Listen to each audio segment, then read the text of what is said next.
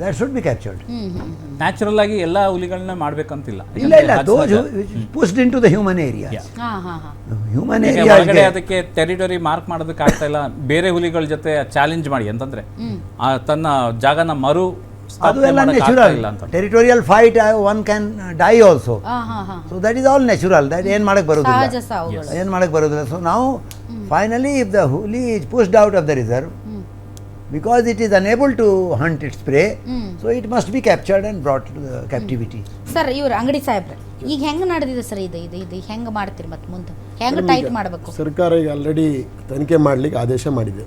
ಭಾಳ ಸೀರಿಯಸ್ ಆಗಿ ತಗೊಂಡ್ಕೊಂಡಿದೆ. 3 days time ಕೊಟ್ಟಿದೆ ಅಧಿಕಾರಿಗಳಿಗೆ. 3 days ಅವ್ರ ಅಧಿಕಾರಿಗಳು ಕೊಟ್ಟಿಲ್ಲ ಅಂದರೆ ಅವ್ರನ್ನ ಸಸ್ಪೆಂಡ್ ಮಾಡೋಂಥ ಸಾಧ್ಯತೆ ಇದೆ. ಜೊತೆಗೆ ಈ 3 days ಅವರು ಅಧಿಕಾರಿಗಳು ಕೊಡ್ತೇನೆ ಅಂತ ಹೇಳಿದ್ದಾರೆ. ಈಗ ನಾನು ನಮ್ಮ PCCF ಅವರು ಕೂಡ ನಾನು ಮಾತಾಡಿದೆ. ಈಗ ಇಲ್ಲಿ ಬರೋದಕ್ಕಿಂತ ಬಿಫೋರು ಅದು ಪೊಸಿಷನ್ ಏನೇನಿದೆ, ಯಾವ ಥರ ಇದೆ, ಏನಿದೆ ಇಲ್ಲ ಅವ್ರು ಪೋಸ್ಟ್ ಮಾರ್ಟಮ್ ಮರಿಗಳಿಗೆ ಮಾಡ್ತಾ ಇದ್ದಾರೆ. ನಿನ್ನೆ ಸತ್ತಂಥ ತಾಯಿ ಈಗ ಹೆಣ್ಣು ಇದಕ್ಕೆ ಹುಲಿಗೆ ನಾವು ಪೋಸ್ಟ್ ಮಾರ್ಟಮ್ ಮಾಡಿದ್ದೀವಿ. ನಾವು ಭಾಳ ಸೀರಿಯಸ್ ಆಗಿ ತೆಗೆದುಕೊಂಡಿದ್ದೀವಿ. ಯಾರು ಇದರಲ್ಲಿ ತಪ್ಪಿತಸ್ಥರಿದ್ದಾರೆ ಅವ್ರ ಮೇಲೆ ಖಂಡಿತ ನಾವು ಕ್ರಮ ಕೈಗೊಳ್ತೀವಿ ಸೀರಿಯಸ್ ಆಗಿ ಅಂತ ಕೂಡ ಅವರು ಹೇಳಿದ್ದಾರೆ. ಮಂತ್ರಿಗೂ ಕೂಡ ಇದರಲ್ಲಿ ಯಾರು ಇನ್ವಾಲ್ವ್ ಆಗಲಿಕ್ಕಿಲ್ಲ.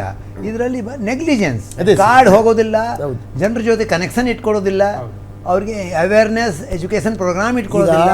ಮೇಡಮ್ ಈಗ ರೈತ ಆಗಿರ್ಬೋದು, ಯಾರು ವಿಷ ಪ್ರಸಾರ ಮಾಡಿದ್ದಾರೆ ಅವ್ರು ಯಾರು, ಹೇಗೆ ಒಳಗೆ ಹೋದ, ಯಾವ ಸಮಯದಲ್ಲಿ ಹೋದ, ಅದಕ್ಕೆ ಯಾರು ಕಾರಣರು, ಯಾರು ನೆಗ್ಲಿಜೆನ್ಸಿಂದ ಈಗ ಆಯಿತು, ಇದೆಲ್ಲವನ್ನು ಕೂಡ ಅತಿ ಶೀಘ್ರದಲ್ಲಿ ತನಿಖೆಯಲ್ಲಿ ಗೊತ್ತಾಗಲಿದೆ. ಅಲ್ಲ ಅದರ ಆಚೆಗೂ ಕೂಡ ಸರ್ ಈ ರೀತಿಯಾದಂತಹ ನೆಗ್ಲಿಜೆನ್ಸನ್ನು ವ್ಯಕ್ತಪಡಿಸ್ತಾ ಇರುವಂತಹ ಅಧಿಕಾರಿಗಳು ಅಲ್ಲಿ ಇರಕ್ಕೆ ಲಾಯಕ್ಕಿದಾರ ಅನ್ನೋದ್ರ ಬಗ್ಗೆನೂ ಯೋಚನೆ ಮಾಡಬೇಕು. ಮಾಡ್ತಾ ಇದ್ದಾರೆ. ಈಗ ಯಾರು ತಪ್ಪಿತಸ್ಥರು ಇರ್ತಾರೆ. DCF ಮೊದಲೇ ವಿರಾಜ್ಪೇಟ್ನಲ್ಲಿ ಇದ್ದಾಗ ಸಸ್ಪೆಂಡ್ ಆಗಿದ್ರು, ಅವ್ರಿಗೆ ಇಲ್ಲಿ ತಂದು ಹಾಕಿದ್ದಾರೆ. ಹೇಳಿದ್ರಿ ಇವರು ಜೋಸೆಫ್ ಅವರು ಕೂಡ ಮಾತಾಡಿದ್ರು. ಪೋಸ್ಟ್ ಟೆಂಟೆಡ್ ಆಫೀಸರ್ಸ್ ಇಂತಹ ಸೂಕ್ಷ್ಮ ಪ್ರದೇಶಗಳಲ್ಲಿ why post tainted officers is our question to the government.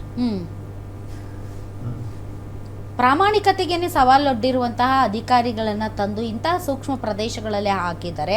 ಅದರಲ್ಲೂ ಕೂಡ ಮಾನವ ಮತ್ತು ಈ ರೀತಿಯ ವನ್ಯಜೀವಿಗಳ ನಡುವಿನ ಸಂಘರ್ಷ ಇರುವಂತಹ ಪರಿಸ್ಥಿತಿಗಳಲ್ಲಿ ಮತ್ತು ಕಾಡಿನಲ್ಲಿ ಆ ಎಫಿಷಿಯನ್ಸಿ ಅವ್ರಿಗೆ ಇರುತ್ತಾ ಅಂತ, ಅವ್ರಿಗೊಂದು ಬದ್ಧತೆ ಇರುತ್ತಾ ಅಂತ, ಒಂದು ಬದ್ಧತೆ ಇರುತ್ತಾ ಅಂತ. ಬದ್ಧತೆ ಇರಬೇಕು. ಅದಕ್ಕೆ ತನಿಖೆ ನಡೀತಾ ಇದೆ. ಅವರಿಗೆ ವಿರಾಜ್ಪೇಟ್ ಕೇಸ್ ಏನಾಯ್ತು? ಕೇಸ್ ಮುಗೀತಾ? ಬರೀ ಆಗಿದಾರ? ಅದರಲ್ಲಿ ಸಸ್ಪೆಂಡ್ ಆಗಿತ್ತು, ಚಾರ್ಜ್ ಶೀಟ್ ನಡೀತಾ ಇರ್ಬೋದು. ಆ ಕೇಸ್ ಏನಾಯಿತು? ಕೇಸ್ ಇನ್ನು pending. The conclusion of the case post ಮಾಡಿಬಿಟ್ಟಿದ್ದಾರೆ. All right, okay sir. ಈಗ ಇದು ಹುಲಿ ಸಂರಕ್ಷಿತ ಪ್ರದೇಶ ಮಾಡುವ ನಿಟ್ಟಿನಲ್ಲೂ ಕೂಡ ಸರ್ಕಾರ ಯೋಚನೆ ಮಾಡುತ್ತಾ ಆಫ್ಟರ್ ಇದು ಈ ಇನ್ಸಿಡೆಂಟ್ ಆದಮೇಲೆ? ಆಕ್ಚುಲಿ ಇದಕ್ಕೆ ಚೇರ್ಮನ್ ಬಂದು CM ಅವರೇ ಇದ್ದಾರೆ. ನಮಗೆ ಲಾಸ್ಟ್ ಮೀಟಿಂಗಲ್ಲಿ ಕೂಡ ಇದ್ರ ಬಗ್ಗೆ ಮಾತನಾಡಿದ್ದಾರೆ. ಇದು ಮೀಸಲು ಪ್ರದೇಶ ನಾವು ಮಾಡಬೇಕು, ಸಂರಕ್ಷಣೆ ಮಾಡಬೇಕು ಅಂತೇಳಿ ಖಂಡ್ರೆ ಸಾಹೇಬರಾಯಿತು, CM ಅವರು ಕೂಡ ಭಾಳ ಇಂಟ್ರೆಸ್ಟ್ ಆಗಿ ಮುತುವರ್ಜಿ ವಹಿಸ್ಕೊಂಡು ಮಾಡಬೇಕು ಅಂತ ಕೂಡ ಹೇಳಿದ್ದಾರೆ. ಮಾಡೋಣ. ಬಟ್ ಅಲ್ಲಿರುವಂತಹ ಜನಪ್ರತಿನಿಧಿಗಳು ಇದಕ್ಕೆ ವಿರೋಧ ವ್ಯಕ್ತಪಡಿಸ್ತಾ ಇದ್ದಾರೆ ಸರ್. ತಮ್ಮ ಸೋಮಣ್ಣ ಅವರು ಇದ್ದಾಗಲೂ ಕೂಡ, ಸೋಮಣ್ಣ ಅವರು ಈಗ ಯಾರು ಸೆಂಟ್ರಲ್ ಮಿನಿಸ್ಟರ್ ಇದ್ದಾರೆ ಸೋಮಣ್ಣ ಅವರು ಕೂಡ ಇದಕ್ಕೆ ವಿರೋಧ ವ್ಯಕ್ತಪಡಿಸ್ತಾ ಇದ್ದಾರೆ.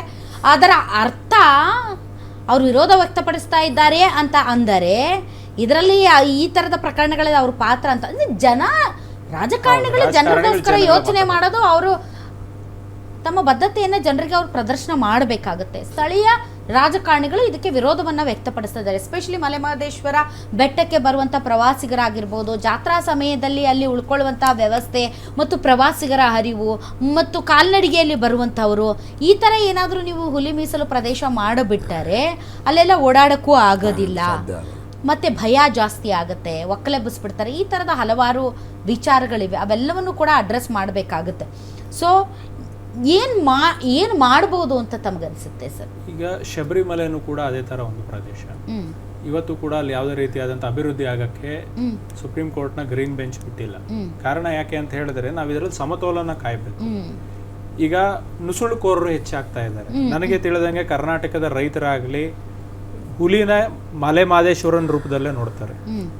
ಮಲೆ ಮಾದೇಶ್ವರನ್ನ ಪೂಜೆ ಮಾಡಿ, ಯಾಕಂದ್ರೆ ನಾನು ಕೂಡ ಆ ಭಾಗದವನೇನೆ, ದಾಸನದೊಡ್ಡಿ ಅಂತ ನಮ್ಮೂರು, ಅದೇ ಭಾಗದವ್ರು ಬರ್ತಾರೆ. ನಮ್ಮವರೆಲ್ಲ ಪ್ರತಿಯೊಬ್ಬರು ಕೂಡ ವರ್ಷಕ್ಕೆ ಒಂದು ಸಲ ಬುತ್ತಿ ತಗೊಂಡು ಮಲೆ ಮಾದೇಶ್ವರನ ಬೆಟ್ಟಕ್ಕೆ ಹೋಗ್ತಾರೆ, ನಾಗುಮಲೆಗೆ ಹೋಗ್ತಾರೆ. ಬೆಂಗಳೂರಿಂದ ಲಕ್ಷಾಂತರ ಜನ ಹೋಗ್ತಾರೆ ಇವತ್ತೂ ಕೂಡ. ಆದರೆ ಇವತ್ತವರೆಗೂ ಅಲ್ಲಿ ಯಾವತ್ತೂ ಕೂಡ ಮನುಷ್ಯನಿಗಾಗ್ಲಿ ಪ್ರಾಣಿಗಳಿಗಾಗ್ಲಿ ಸಂಘರ್ಷಗಳಾಗಿಲ್ಲ.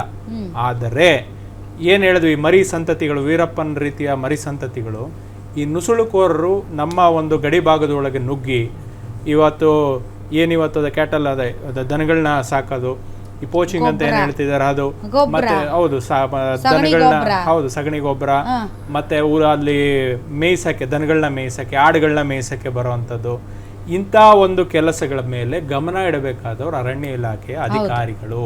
ಇಲ್ಲಿ ಅಧಿಕಾರಿಗಳ ನಿರ್ಲಕ್ಷ್ಯತನ ಬಹಳ ಎದ್ದು ತೋರ್ತಾ ಇದೆ. ಖಂಡಿತವಾಗ್ಲೂ ಅಲ್ಲಿರ್ತಕ್ಕಂಥ ಅಧಿಕಾರಿಗಳನ್ನ ಕೂಡಲೇ ಸಸ್ಪೆಂಡ್ ಮಾಡಿ ಅವ್ರ ಮೇಲೆ ಇಲಾಖೆ ತನಿಖೆ ನಡೀಲೇಬೇಕು, ಅವ್ರ ಮೇಲೆ ಕ್ರಮನೂ ಕೂಡ ಆಗಬೇಕು.